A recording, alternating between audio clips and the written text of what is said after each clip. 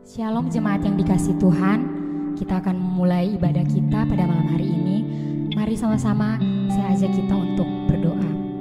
Bapa dalam surga, terima kasih Tuhan buat perkenanan Tuhan atas kami, sehingga kami Tuhan boleh dapat beribadah pada malam hari ini Tuhan. Sucikan hati kami, pikiran kami Tuhan, hingga kami boleh layak Tuhan untuk menaikkan setiap puji-pujian kami Tuhan di hadapan-Mu Tuhan. Terima kasih Tuhan Yesus, kami siap untuk memulai ibadah kami malam hari ini. Hanya di dalam nama Yesus Kristus kami sudah berdoa. Haleluya. Amin.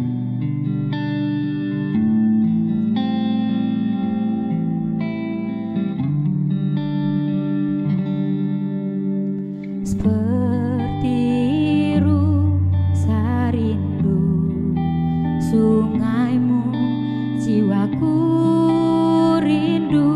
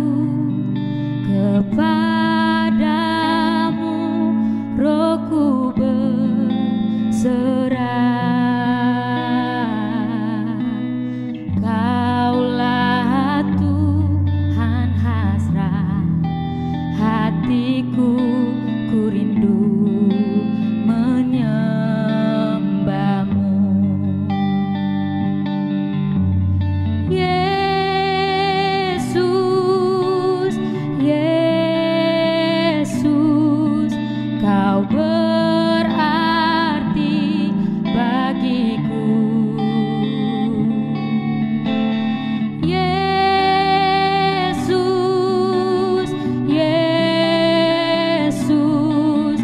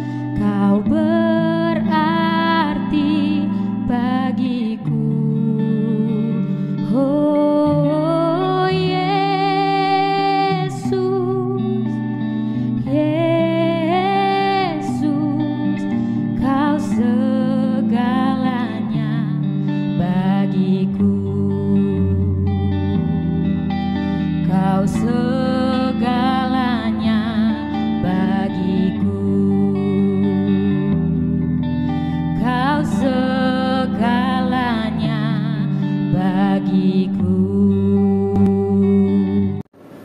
Shalom, selamat sore Ibu Bapak dan Saudara yang dikasihi Tuhan Yesus Kristus. Kita berjumpa kembali di dalam ibadah kebangunan rohani. Dan kami percaya bahwa setiap ibadah yang kita lakukan itu mengandung janji Tuhan. Dan apa di dalam setiap pergumulan saudara, percayalah dan yakinlah.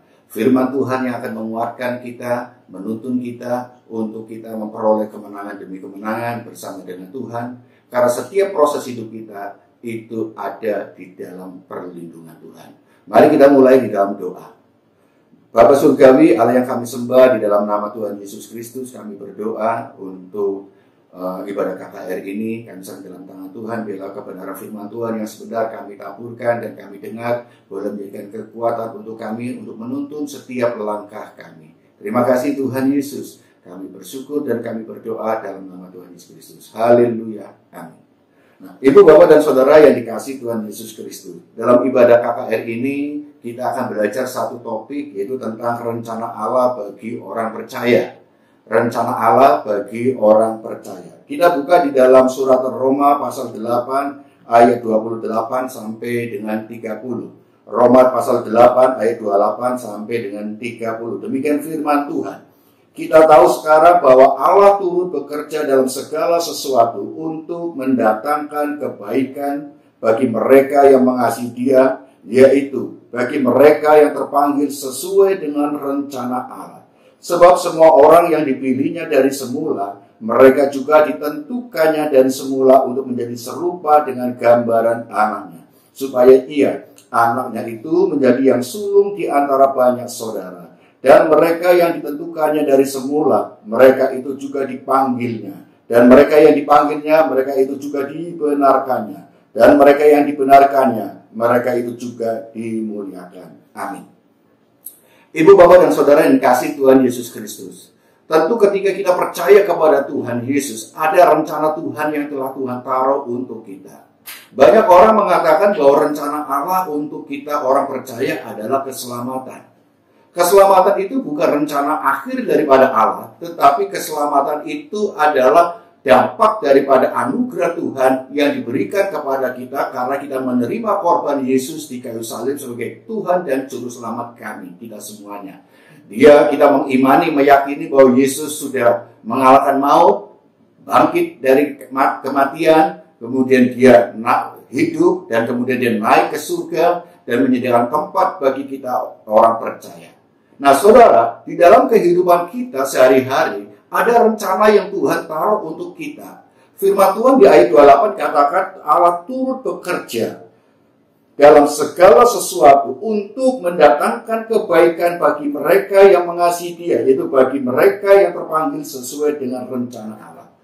Tuhan punya rencana untuk kita, yaitu apa? Bagaimana segala peristiwa-peristiwa yang kita alami, masalah-masalah yang kita hadapi, Allah turut bekerja untuk mendatangkan kebaikan bagi kita. Yaitu inilah rencana Allah. Kehidupan kita perlu ada satu proses terus-menerus untuk mencapai apa yang disebut dengan rencana untuk kita semua. Rencana Allah untuk orang-orang yang percaya kepadanya. Nah, sebagai orang percaya, apa sih rencana Allah untuk kita semua? Di ayat 29 dikatakan, sebab semua orang yang dipilihnya dari semula, mereka juga ditentukannya dari semula untuk menjadi serupa dengan gambaran anaknya, supaya ia anaknya itu menjadi yang sulung di antara banyak saudara. Rencana Allah untuk umatnya, rencana Allah untuk orang percaya, untuk kita semua adalah keserupaan dengan gambaran anaknya. Oleh karena itulah dalam setiap kehidupan kita terus-menerus yang kita alami, masalah boleh silih berganti terjadi kita hadapi. Kesulitan demi kesulitan, penderitaan apapun yang kita hadapi, ingatlah bahwa Tuhan turut bekerja dalam segala peristiwa yang kita hadapi. Karena apa? Lewat hal inilah, peristiwa-peristiwa inilah keserupaan Allah itu bisa terwujud di dalam kehidupan kita. Proses kehidupan kita akan berjalan terus-menerus. Oleh karena itulah di dalam kita pengiringan kepada Tuhan itu tidak berbicara secara instan, tetapi kita akan diproses terus-menerus sehingga kita mengatakan, "Ku mau sepertimu Yesus." Lewat korban Yesus di kayu salib, gambar dan rupa Allah yang telah rusak oleh dosa telah dipulihkan. Dan tugas kita sebagai orang percaya adalah bagaimana kita mempertahankan serupa dan gambar Allah yang rusak pada diri kita oleh dosa ini dan sudah dipulihkan oleh Tuhan lewat korban Yesus kayu salib. Itu kita pertahankan sehingga keserupaan itu boleh sesuai dengan gambaran anaknya yang tunggal, Yesus Kristus. Dan ini perlu perjuangan untuk kita. Memang kita tidak akan mudah untuk kita menghadapi proses daripada Tuhan untuk mencapai keserupaan. Di dalam keserupaan kita juga mengingat apa yang diajarkan dalam satu pujian. Ku mau sepertimu Yesus, disempurnakan selalu. Kerinduan kita ada disempurnakan terus menerus. Untuk kita boleh sempurna, maka mau tidak mau kita harus meningkatkan kualitas kita. Untuk kita menjadi sempurna ataupun serupa dengan gambaran anaknya, tentu kita harus mau dibentuk. Maka Alkitab dengan jelas mengatakan dengan apa? Memperumpamakan banyak hal. Kita ini adalah sebagai bejana tanah liat. Rasul Paulus mengatakan bagaimana Tuhan adalah penjunanya dan kita akan dipukul-pukul terus untuk dibentuk sesuai dengan apa? Kerinduan penjunannya, yaitu Tuhan. Sehingga hasil daripada bejana itu akan kelihatan indahnya. Begitu luar biasa. Nah, saudara yang dikasihi Tuhan Yesus Kristus, inilah yang menjadi gambaran kita. Oleh karena itu, saudara, mari kita berpikir bagaimana kita merenungkan tentang keserupaan kita dengan gambaran Allah itu, sudahkah kita kerjakan? Kita dapat mengerjakan sesuai dengan apa? Prosesnya Tuhan. Di dalam Filipi, kalau kita melihat Filipi pasal yang kedua ayat yang ke-12. Ada kita berbicara demikian. Filipi pasal 2 ayat 12. Hai saudara-saudaraku yang kekasih, kamu senantiasa taat. Karena itu tetaplah kerjakan keselamatanmu dengan takut dan gentar. Bukan saja seperti waktu aku masih hadir, tetapi terlebih pula sekarang waktu aku tidak hadir. Inilah perkataan Rasul Paulus. Bagaimana keselamatan ketika kita menerima Tuhan Yesus Kristus sudah diberikan kepada kita keselamatan. Dampak daripada korban Yesus dan dampak daripada keimanan kita kepada Yesus adalah keselamatan. Nah, tugas kita adalah apa? Mengerjakan keselamatan itu. Nah, di dalam mengerjakan keselamatan itu tujuan akhirnya apa? Menggenapi rencana Allah. Yaitu apa? Ada tujuan rencana Allah untuk kita orang percaya, yaitu serupa dengan gambaran anaknya. Nah, inilah yang harus kita kerjakan. Jadi bukan kita mengejar usaha kita, kehidupan kita, mengejar keselamatan, tetapi mengejar keserupaan kita dengan gambaran anaknya. Sifat-sifat ilahi itu yang harus kita perbuat. Yaitu apa? Karakter kita yang harus kita tunjukkan. Oleh karena itulah, di dalam kepenuhan Roh Kudus, saudara sebagai orang percaya pada malam kita dalam hal kenaikan Tuhan Yesus ke surga, Tuhan mencurahkan Roh Kudusnya. Gereja-gereja Pentakosta melakukan kegiatan doa pencurahan Roh Kudus supaya jemaat Tuhan yang berdoa mengalami kepenuhan daripada Roh Kudus. Itu sangat penting. Karena apa? Di dalam kepenuhan Roh Kudus itulah Roh Kudus akan berkarya kepada ibu bapa dan saudara semuanya. Lewat Roh Kudus itulah saudara akan dikuatkan. Lewat kepenuhan Roh Kudus itulah saudara akan kuat menghadapi situasi kondisi dalam proses untuk menjadi serupa dengan gambaran Allah. Nah, ketika saudara dipenuhi Roh Kudus, maka yang harus ditunjukkan adalah bukan hanya manifestasi yang saudara utama, tetapi yang utama adalah buah-buah roh yang harus saudara tunjukkan. Buah-buah roh itu apa? Buah-buah roh itu berbicara tentang karakter saudara. Karakter kita serupa dengan Kristus atau tidak? Jika saudara tidak memiliki keserupaan dengan gambaran anaknya, karakter sifat-sifat ilahi yang tidak sesuai dengan gambaran Bapa kita di surga, maka kita belum serupa. Manusia bisa jatuh bangun di dalam kehidupan karena manusia terbatas. Tuhan tahu itu semuanya. Oleh karena itu Tuhan tidak membiarkan kita sendiri. Tuhan akan bersama-sama dengan kita. Oleh sebab itu Tuhan memberikan di dalam kepenuhan Roh Kudus ketika Yesus naik ke surga.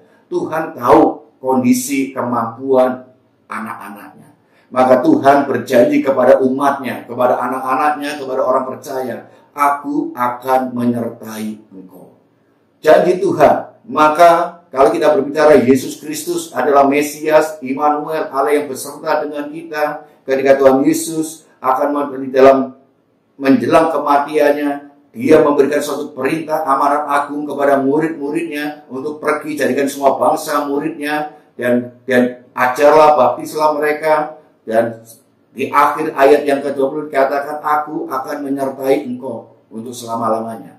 Bukti penyertaan Tuhan itu dinyatakan dengan dicurahkannya Roh Kudus kepada kita. Nah, persoalan utama, apakah semua orang bisa memperoleh kuasa daripada Roh Kudus? Tidak. Di dalam, kalau kita melihat bukti daripada penyertaan Tuhan, Tuhan memberikan Roh Kudusnya kepada kita. Di dalam Yohanes pasal 14, saudara, kita buka dan kita baca. Yohanes pasal 14 ayat 15 sampai dengan 18 dikatakan demikian. Yohanes 14 ayat 15 sampai dengan 18. Jikalau kamu mengasihi aku, kamu akan menuruti segala perintahku. Aku akan minta kepada Bapa, dan ia akan memberikan kepadamu seorang penolong yang lain, supaya ia menyertai kamu selama-lamanya, yaitu Roh kebenaran. Dunia tidak dapat menerima dia, sebab dunia tidak melihat dia dan tidak mengenal dia. Tetapi kamu mengenal dia, sebab ia menyertai kamu dan akan diam di dalam kamu. Aku tidak akan meninggalkan kamu sebagai yatim piatu. Aku datang kembali kepadamu. Inilah apa yang dikatakan oleh Rasul Yohanes kepada murid-muridnya, kepada semua orang percaya. Bagaimana Yohanes ini membicarakan tentang bagaimana jikalau engkau mengasihi aku, mengasihi Tuhan. Ini adalah perkataan Tuhan Yesus yang dikutip oleh Yohanes. Jikalau engkau mengasihi aku, maka kita harus menuruti segala perintah-perintah Tuhan. Nah, salah satu perintah Tuhan itu adalah tujuannya adalah untuk apa? Supaya hidup kita serupa dengan gambaran anaknya. Kalau kita mengaku anak Tuhan, maka hidup kita akan serupa, ada kemiripan dengan Tuhan. Dan perjuangan kita lah untuk menjadi serupa dengan Kristus itu harus kita perjuangkan. Itu yang disebut proses kehidupan, proses keimanan kita. Ada di dalam suatu proses untuk mencapai kematangan iman. Kematangan di dalam hal kehidupan kita, kedewasaan di dalam kita mengiring Tuhan, sehingga kehidupan kita adalah kehidupan yang dipenuhi Roh Kudus, yang kehidupan yang dinamis, tidak stagnasi. Nah, saudara, dan bukti daripada penyertaan Tuhan memberikan Roh-Nya kepada kita. Ayat 16, karena aku akan minta kepada Bapa, dan ia akan memberikan kepadamu seorang penolong yang lain, supaya ia menyertai kamu selama-lamanya, yaitu Roh kebenaran. Roh penolong, kalau kita melihat di dalam terjemahan lain adalah Parakletos. Parakletos itu berarti penolong atau pembela. Saudara, ketika saudara hidup di dalam menjalankan kehidupan untuk dibentuk menjadi serupa dengan Kristus, maka itu kadang-kadang tidak mudah untuk kita jalani. Kadang kita ke manusia daging kita, kedagingan kita sangat tidak enak, saudara.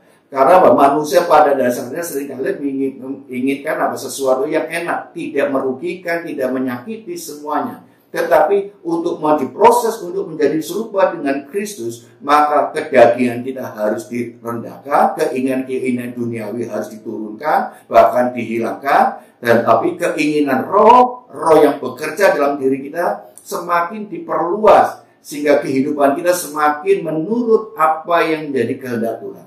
Roh memang penolong, memang penurut. Roh itu memang penurut, tapi daging itu lemah. Nah, kelemahan di daging inilah yang seringkali menjadi alasan kita dalam pembentukan proses kita menjadi keserupaan dengan gambaran Kristus. Oleh sebab itu, Tuhan memberikan roh penolong untuk kita. Roh yang akan menyertai kita, mendampingi kita untuk menolong setiap kelemahan-kelemahan kita. Roh Kudus juga akan memberikan pembelaan kepada kita. Ketika kita berhadapan dengan sesama kita, dengan orang-orang dunia. Ketika kita berhadapan dengan orang-orang yang tidak mengerti kebenaran. Ketika kita berhadapan dengan orang-orang yang ingin menekan, membuli, menghancurkan keimanan kita. Roh Kudus akan memberikan pembelaan untuk kita. Manusia boleh mereka yang jahat, tetapi Allah selalu memberikan yang terbaik untuk kita. Manusia boleh melakukan suatu manipulasi atau hal-hal tertentu. Tetapi ingat, Tuhan akan membela kita. Saat ini mungkin kita menghadapi situasi kondisi yang sulit. Tapi percayalah Ibu Bapak, Tuhan tidak pernah meninggalkan saudara. Tuhan akan memberikan pembelaan kepada saudara. Tuhan akan memberikan pertolongan kepada saudara. Kalau saudara sudah Tuhan menganggap waktunya sudah tiba, waktunya sudah pas, waktunya timingnya sudah tepat, maka Tuhan akan menolong. Sebab pertolongan Tuhan tidak akan pernah terlambat untuk kita peroleh. Tuhan selalu memberikan pertolongan yang terbaik tepat pada waktunya. Oleh sebab itu, saudara, hiduplah untuk senantiasa menjadi berkat Tuhan. Hiduplah untuk menjalankan perintah Tuhan. Karena saudara adalah pribadi-pribadi yang dikategorikan mengasihi Tuhan, maka turutilah segala perintahnya. Dan ketika saudara menuruti perintah Tuhan, itu Tuhan sedang memproses saudara untuk menjadi serupa dengan Kristus. Dan dalam keserupaan dengan Kristus, saudara akan diproses terus. Kedagingan saudara, duri-duri dalam daging saudara, kehidupan yang tidak menyenangkan hati Tuhan, yang tidak sesuai dengan kebenaran Tuhan, maka akan dikikis. Sehingga saudara akan menjadi pribadi-pribadi yang berkarakter Kristus. Saudara akan menjadi pribadi-pribadi yang kokoh dan kuat, yang akan menjadi gambaran bagaimana serupa dan gambar Allah, yang menjadi tujuan Allah menciptakan manusia menjadi partner Allah, menjadi pribadi-pribadi yang kuat, yang tangguh untuk kemuliaan Tuhan, dan memakai kita untuk memberitakan kabar baik. Itu boleh dinyatakan, dan kita boleh menjadi kesaksian yang hidup untuk mereka semua lewat kehidupan kita. Karakter yang sudah dipulihkan, karakter yang menunjukkan suatu kekuatan yang luar biasa dari kehidupan Kristus yang ada dalamku. Suratan Kristus yang terbuka di dalam kehidupan kita boleh dibaca oleh semua orang di dunia. Dunia memang tidak mengenal apa itu Roh Kudus. Dunia tidak mengenal orang yang dipenuhi Roh Kudus. Tetapi Tuhan, hanya orang-orang yang memiliki persekutuan yang intim dengan Tuhan, mengerti bagaimana kuasa Tuhan itu sungguh real. Iman adalah dasar dari segala sesuatu yang belum pernah kita, dasar dari segala sesuatu yang kita harapkan, dan bukti dari segala sesuatu yang belum pernah kita lihat. Oleh karena itulah, keimanan kita inilah yang menunjukkan bahwa kuasa Tuhan itu sungguh dinyatakan. Pertolongan Tuhan lewat Roh Kudusnya, pembelaan Tuhan lewat Roh Kudusnya, dan pimpinan Tuhan, bimbingan Tuhan untuk kita menjalankan kehidupan kita untuk mencapai segala jalan-jalan yang benar menurut petunjuk Tuhan. Nah, ibu bapak dan saudara yang dikasihi Tuhan Yesus Kristus, yakinlah dan percayalah kepada Tuhan. Jangan menengok ke kanan atau ke kiri. Kalau saudara menengok kanan, kiri, atau ke belakang, kekhawatiran, keraguan-keraguan yang muncul. Tapi pandanglah ke depan pada Kristus. Saudara memandang ke Kristus, ada penyertaan Tuhan. Roh Kudus sudah dicurahkan kepada saudara, maka saudara, mari kita maksimalkan peran Roh Kudus yang sudah memenuhi saudara untuk di dalam menolong saudara, membela saudara, menunjukkan, membimbing jalan-jalan saudara-saudara benar untuk mencapai keserupaan dengan gambaran anaknya Yesus Kristus. Itulah rencana Allah untuk kita orang percaya. Saudara sudah diselamatkan lewat iman percaya kepada Yesus Kristus. Dan saudara ada tugas untuk mengerjakan keselamatan itu, yaitu untuk menjadi serupa dengan gambaran anaknya. Amin. Mari kita berdoa. Terima kasih Tuhan atas kasih setiamu. Engkau telah memimpin kami dalam ibadah kebaktian kebangunan rohani. Kami percaya Tuhan, saudara-saudara kami yang mengalami kelemahan, Tuhan angkat dan Tuhan kuatkan kembali. Mereka yang berdoa berikan kelegaan. Mereka yang sakit dalam nama Tuhan Yesus Kristus, Tuhan memberikan pemulihan dan juga kesembuhan. Untuk mereka yang sudah mulai jauh, Tuhan jamah hatinya untuk semakin untuk kembali kepada jalan yang benar, menerima Tuhan Yesus sebagai Tuhan dan Juru Selamat satu-satunya. Tidak ada Allah lain di dunia ini, Tuhan. Terima kasih Tuhan, memberkati semua para pendengar di dalam ibadah ini, dan memberkati semua gereja-gereja Tuhan, misionaris, dan semua anak-anak Tuhan dimanapun mereka berada. Tuhan memberkati satu persatu. Percayalah bahwa Tuhan tidak pernah meninggalkan saudara. Tuhan tidak menjadikan saudara, membiarkan saudara menjadi yatim piatu di dunia ini. Tetapi Tuhan memberikan roh penolong untuk saudara, untuk menyertai saudara, untuk memberikan pertolongan dan juga memberikan pembelaan, sudah menunjukkan, membimbing kepada jalan-jalan yang benar sesuai dengan perintah Tuhan. Terima kasih. Di dalam nama Tuhan Yesus Kristus kami berdoa dan mengucap syukur. Saudara, terimalah berkat daripada Allah Bapa di surga. cinta kasih anak yang tunggal Yesus Kristus dan persekutuan Roh Kudus menyertai kita semua mulai malam hari ini sampai selama-lamanya. Amin.